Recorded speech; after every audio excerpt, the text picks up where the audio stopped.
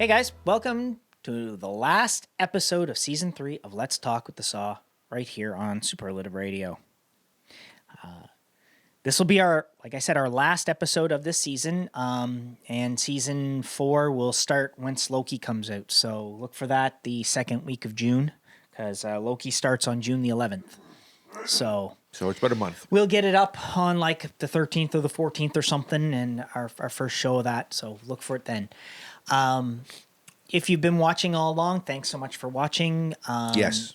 Very much so. Please Thank you. tell other people about us, about the show. Like, share it with tell your friends. Tell your family, tell your enemies, tell everybody. Like if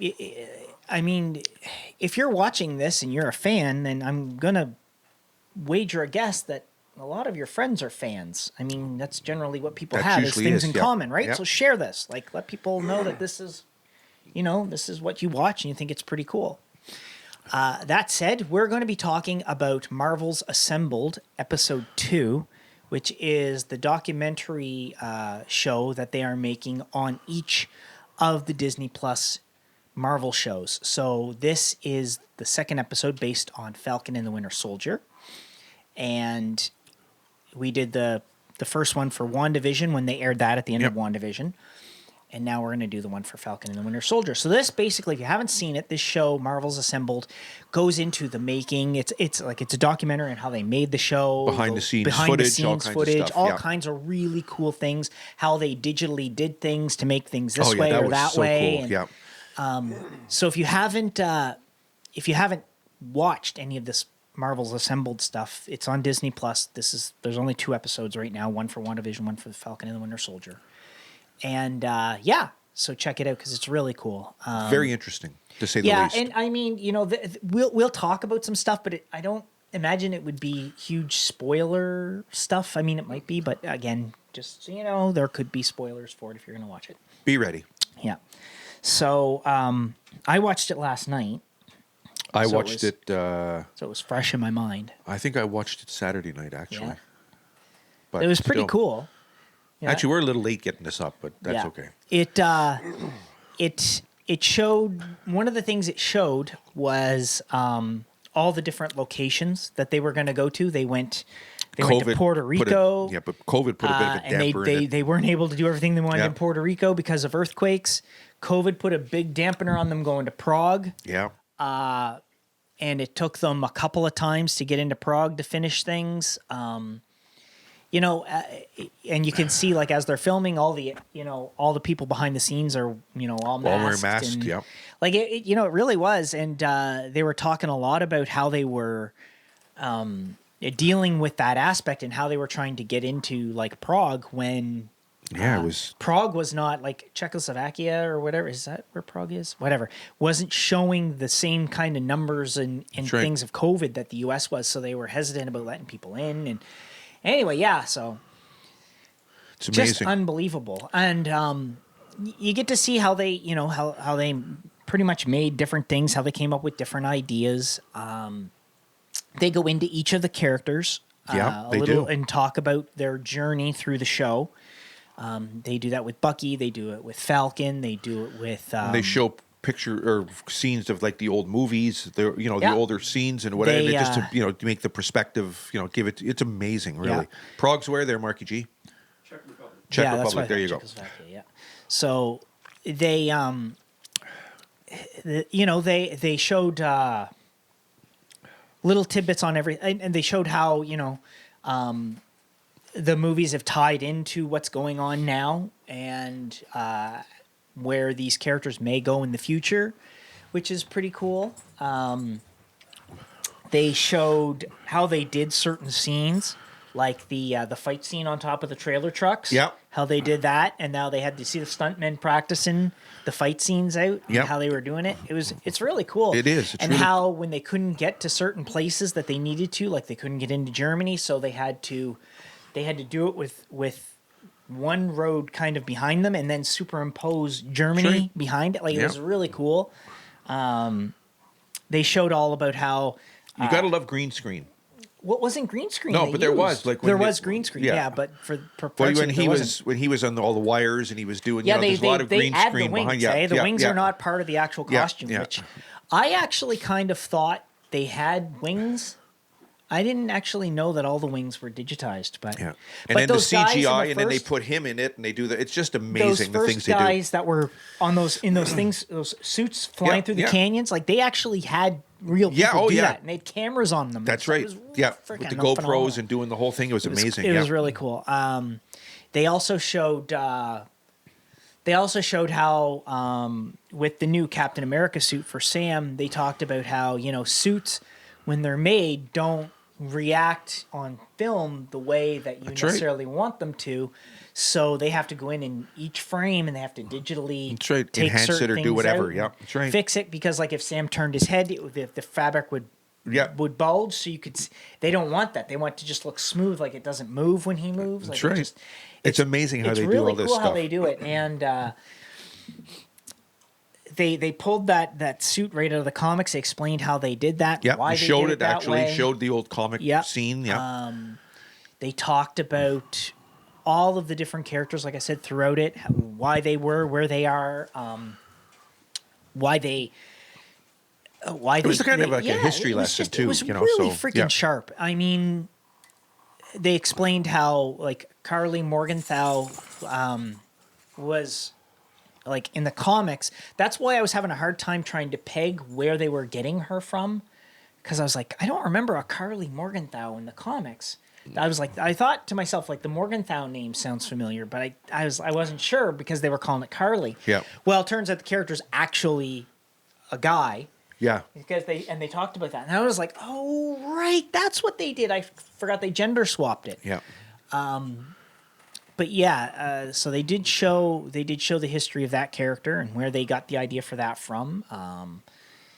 And I liked how they were trying to hide the fact that Julia Louis-Dreyfus's Constantina character was. She's like, well, you don't know she's a bad guy or a good guy or what? Yeah, I'm like, yeah. nah, everybody who read a comic book knows she's a bad guy. Yeah. But I thought it was funny how they were trying to pass that off, and then they're showing the comics, and it's like, there's Madame Hydra right there. That's Like, it. Yeah. It's funny how that, but it is. It's like a history lesson of all how it comes together, and it was. I did enjoy it very much so because it was, it gave it gave more depth to it. You know, it did. They explained why they did John Walker's Captain America suit the way they did it, and how they tried to keep it in the same kind of vein with the same kind of colors. They made the red a little brighter. Oh, they said, but I don't think they did. I think the red is brighter on Steve Rogers' Captain America costumes. I think the red is, maybe it's because the blue is lighter. It makes the red stand out more on his. But I didn't think the red on John Walker's Captain America outfit stood out. I thought it was kind of bland. But maybe it was because they used a darker blue for the suit. But they did explain how they tried to keep it in the same vein and theme and whatever and look, using the same kind of fabrics and stuff, which was cool. They talked about Bucky's evolution and how he went from, this character that was just acting alongside with, Steve Rogers in the first Captain America movie to him becoming the Winter Soldier and his journey through that, and then up to where he is now, and him being, sort of not knowing what he's going to do. And it was really interesting. It's a very, very educational. Yeah, it's a very educational look at how Marvel thinks and how they do things. You're welcome. Yeah, thank you. You're welcome. You're welcome. Shut up.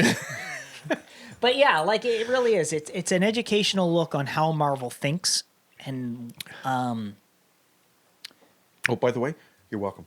there's a lot of people online. I don't know if any of you out there are noticing, but there's a lot of people online that are like, people either love or hate the fact that Sam is Captain America, and I mean, we all have to, it comes to Marvel, we all have to accept one fact, is that Steve Rogers isn't going to be Captain America anymore. Nope. Because Chris Evans has moved on. And those actors, like, this can't be like a comic book where they play the same character for 50 years. No, impossible. It's impossible for them to do it, right? And reality if you is look at what it is. If you look at the workout regimen that, say, Chris Hemsworth and Chris Evans had to go through to be Thor and Captain America. Oh my God. Right? It requires like Chris Evans, was talking about his training regimen for being Captain America. And this is back when he first got the role. Like, if you look back and you watch him talking about it, like, and then that they were doing another movie, he had to keep up. Like, even like he had to keep up. And if he let himself slide a bit, he had to work extra hard to get. That's right. He had to keep it in between. To keep that physique, to keep that level of muscle and tone and fit. Because they can only do so much with the CGI. That's right. And a lot of it has to, the actor still has to fill out the suits, right? And that's a lot of responsibility to have. And if you look at Chris Hemsworth and how he was training for Thor: Love and Thunder, which, by the way, will be finished shooting in 4 days. Oh, okay. You got to think, like, when you look at like, I was watching some of what he was doing, and I was like, holy crap, he's lifting some heavy crap. He goes all out to play Thor. Like, I mean, that takes its toll on the human body to begin with. That's right. Especially considering sometimes, like, you get people like Christian Bale, as an example, who bulked up to play Batman, and then, like, a year later was practically skin and bones for another thing. Yeah. Like, for your body to change like that, that's not healthy. And it takes a toll on your body, right? Yep. So when he said, you know what, I played the character for 10, 11 years or whatever it was he played Captain America, I can get if the guy says, you know what, I want to move on. Well, you got to give him that. That's right. I didn't want him to leave any more than anybody else did, but there is a limit. Yeah, and you can't expect these actors to be these characters forever, because eventually they will get old. Yeah, and they're not 20 forever, so, And neither am I, so I know how they feel. So they can only play them for so long, and to pass the mantle on of Captain America, that's not unheard of. Nope. I mean, in the comics themselves, there's been countless people that have held the Captain America title in the comics. Falcon is one, Bucky is another, Isaiah was another. That's right. Yep. John Walker was another. Like, you can just keep going. Oh, this one. Like, so for there to be a different Captain America, big deal. Like, accept it. Just move on with it. Let it go. Let it go. There's going to be another. Picture you're holding a pen. Yeah. There's been multiple people who've played Captain Marvel in the comics. So if they replace Brie Larson, again, Carol Danvers is the current one in the comic, but there was a Captain Marvel before her. Yep. And I mean, it's the same with a lot of characters. So if you look at the character, you can go, okay, all right, there's been a different person in the comics that's played that character. Change it up. Let it go. At one point, Rhodey was Iron Man for a while. He wasn't. Wow. He wasn't War Machine. He was Iron Man in the comics for a while. And, so, I mean, and not only that, there was time when somebody else was War Machine, actually. So, I mean, there are times when different people have been different characters. And, that's just a part of comics. It's a part of, these things. And when they translate it to film, of course, they're keeping to the core of who these characters are. They're doing a very good job of it. In fact, the movies are probably better written and better done than the comic books are, that everybody loves. And I'm sure the comic book fans, if they're out there, are going to be like, well, put it in the comments if you got a problem. But honestly, I've read a lot of comic books, and I tell you, the movies have a way of bringing to life what's in those pages. At Marvel, they have just quite well, as a matter of fact, very really well. And there is a reason why Marvel is successful and DC has not been. Why DC's hit and miss with how they do things, and it's in the way that Marvel is doing things. It's the way that they're bringing their characters to the screen. It's the way that they're caring about what they're doing rather than the money they're making. And when you think along those lines, and you see it in this show. In the behind the scenes. Yeah. When you hear these people talking about they're making the show, they're not caring about how much money it's going to make. No. Or what they numerous times they said about how they were hoping the fans would like this. That's right. That's all that's what Marvel cares about. That's all they care about. Yeah, they've got bean counters and shit that work for Disney who are like, well, I don't care how much money it makes. All right. Those people give a crap. But the people who are creating this stuff and acting and doing what they're doing, yeah, that's right. They want to make it enjoyable for us as fans to watch and go, wow, that was neat. I think that's the most important, honestly. It is, because when you do that and you do it for the right reasons, then you end up with stuff that the fans will sit back and go, wow, that's really cool. But when you start trying to do it just for the sake of money, You're not gonna doing it for screw the it up. right reason. Yeah, exactly. and in all honesty, and they, like I said, they talk about it numerous times. The director talks about it. The showrunner talks about it. You know, there's all kinds of stuff that they talk about, how they want to please the fans, and they hope the fans enjoy this, and when you hear the actors talking about their characters, they're like, I feel so blessed to be able to play this character and bring it to life, and I try to do my best to make it as accurate to. And they actually the guy who plays Zemo there, David Brohl, he was talking What about an how actor. he went out when he first got the part in Civil War. He went out and he bought comic books that Yep, had Baron that's Zemo, right. so he could see how the character was. That's what he did. Yep. And then he was like, when he heard he was coming back for this, he was hoping he would get to wear the mask. Yep. And he did. You know, so that's an actor who's putting something. There's an image out there, and I don't know how many people out there of you have seen it, but I saw it, and it was the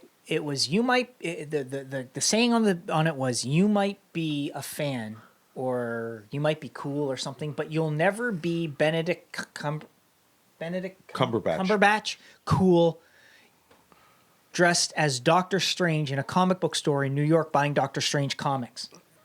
And there is an image of him standing there in full wow. That's Doctor cool. Strange gear, buying Doctor Strange comic books so he can keep reading up on the character to make sure he portrays him the way that That it should be.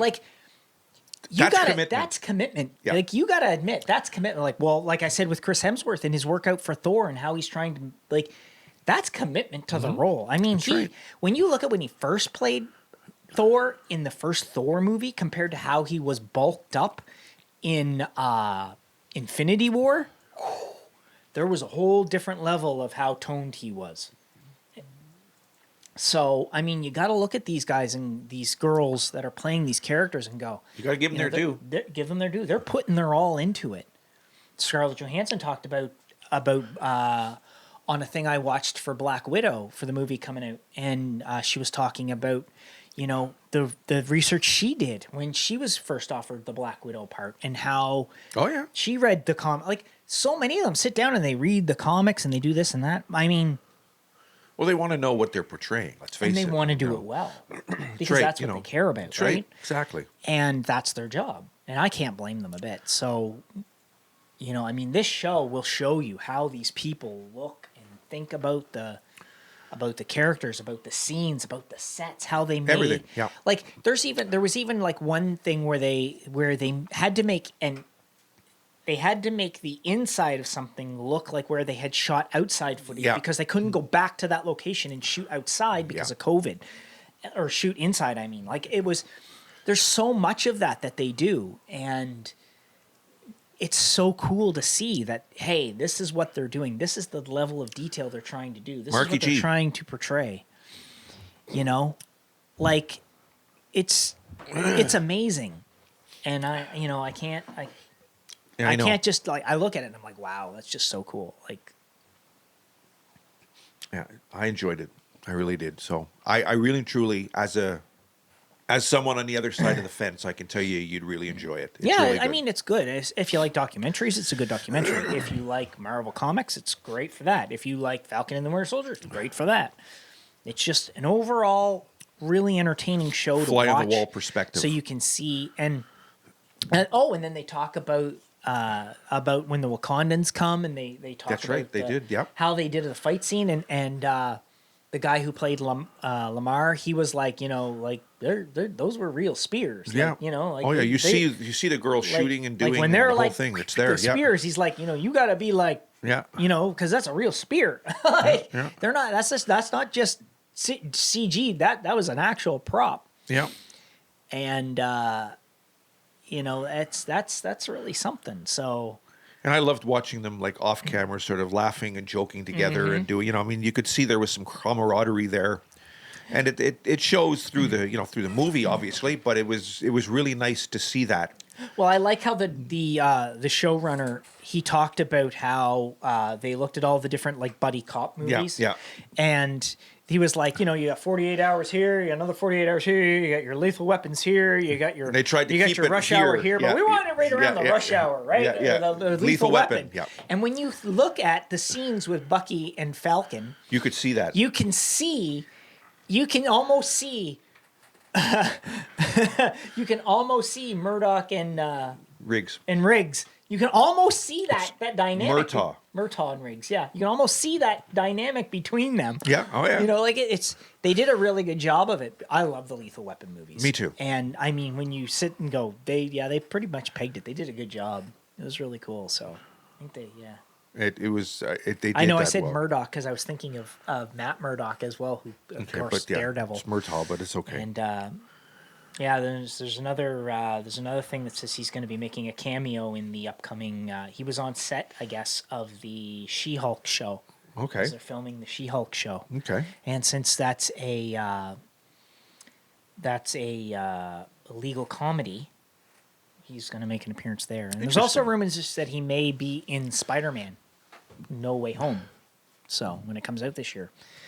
It's nice to see that they're going to keep him, hopefully, as Daredevil, because he was fantastic in the Netflix stuff. Yeah. But, There you go.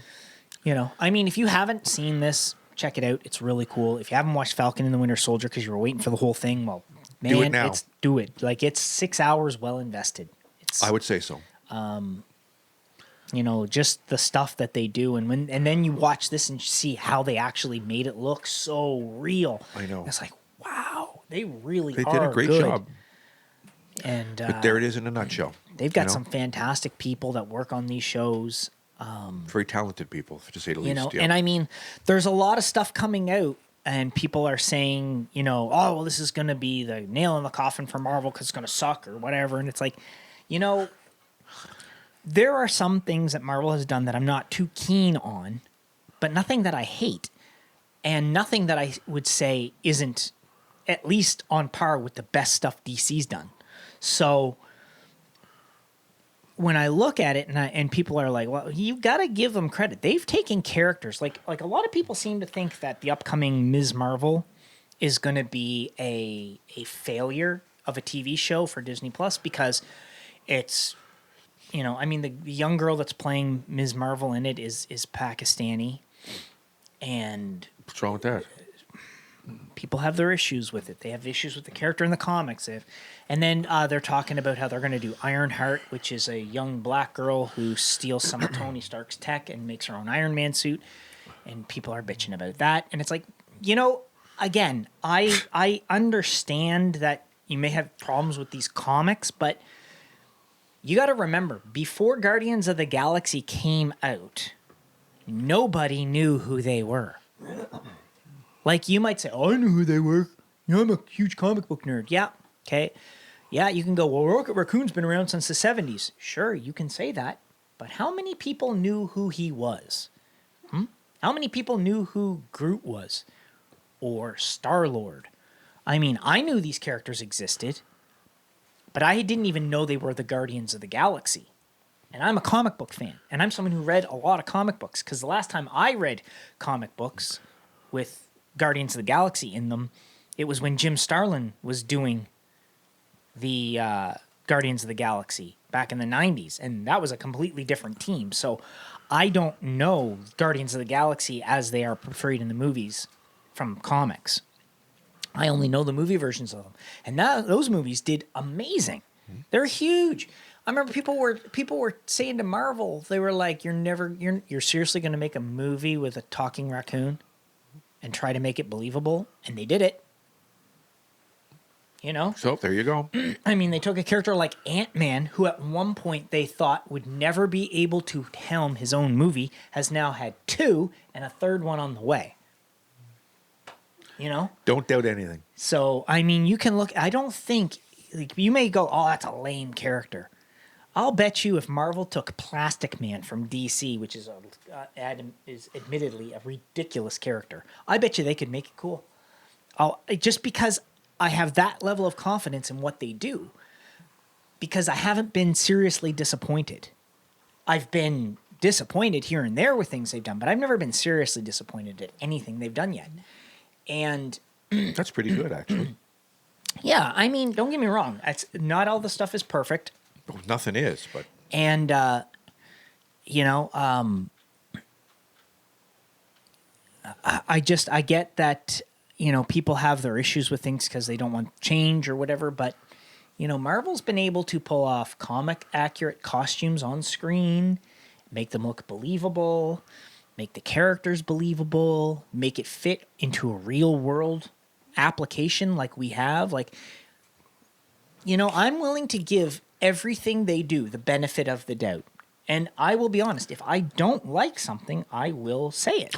no doubt about So that. if Miss Marvel comes up and I don't like it, I You'll will know. say why I don't like it and why it's this or why it's that.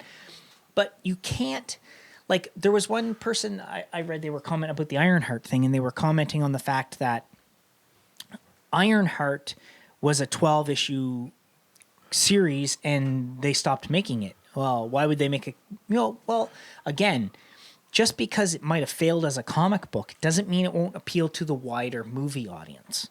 And it also doesn't mean that the people who are going to write it may not do a better job than those who wrote the comic. So again, you wait until they give us something before you say, "Nah, that's going to be garbage." 'Cause you don't know. You can't see. No, the you future. don't. You can never tell, and that's true. You got to give it the benefit of the doubt anyway to find out. You know, I mean, you might be able to go, all right, okay, I know J.J. Abrams sucks and he can't make a good movie because he's never made one before, and this is going to suck because it's his movie. All right, I'll give you that one. Or Zack Snyder, you know, or Michael Bay. You know, they don't make good movies. They just make garbage. So, you know. Obviously not a fan. Yeah. You know, so if you were to say that's going to be crap, I would be like, yeah, you're right. That's going to be crap. But, you know, I don't know. I'm just saying, I think everybody, and this show, if you watch these scenes and how they're making this stuff and doing these things, you'll see that these people put real effort and they put real, not just effort, but they put real passion. Yeah, exactly. Comes right from there. Like, you can tell when they're talking about it, they're passionate about it. You got to remember, look at yourself. When you have hobbies or you have something or you have this or you have that, or even if you like your job, if you truly like your job, that's probably because you're passionate about what you do. And when you're passionate about something, it shows. And you can see it in this, in the making of this show. Yep, you can. So check it out. Anyway, that's all I really have to say about it. What about you? You covered everything. I was just, you'll notice I was going to, you know, I just sort of added on because you were saying everything that I was sort of thinking in a lot of cases. Yeah. So thank you. That was good. I just had to sit here and look good.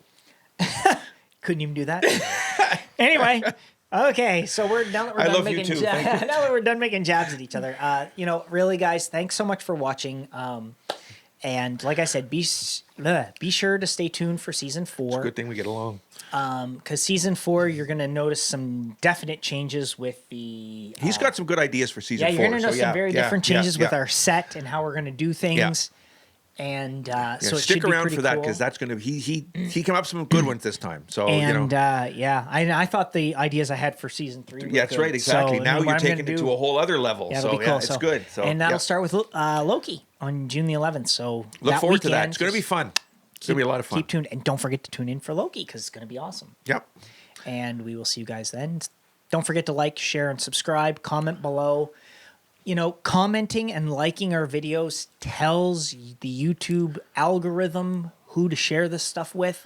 Yeah. So it's important. I mean, it's important that you like and comment. It really is, and it so would help us. Yep. So Definitely. Please do. and share it with your friends. Share the Really. shit right out of it, please. Anyway, we will catch you guys for another episode in about In a June. month. Stay healthy.